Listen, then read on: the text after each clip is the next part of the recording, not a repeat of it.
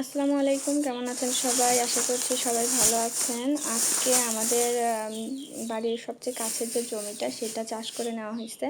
সেখানে হচ্ছে আমার হাজব্যান্ড মূলা চাষ করবে, তো সেখানকার জন্য জমি চাষ করে নিছে। তো আমি বলছিলাম মূলার পাশাপাশি বাসায় খাওয়ার জন্য কিছু শাকসবজির বীজ নিয়ে আসতে, তো তার জন্য আমার জন্য এই যে শাকসবজির ভান্ডার নিয়ে আসছে, এগুলো আমি জমির এক সাইডে বুনে দেবো, মানে আমাদের খাওয়ার জন্য আর কি।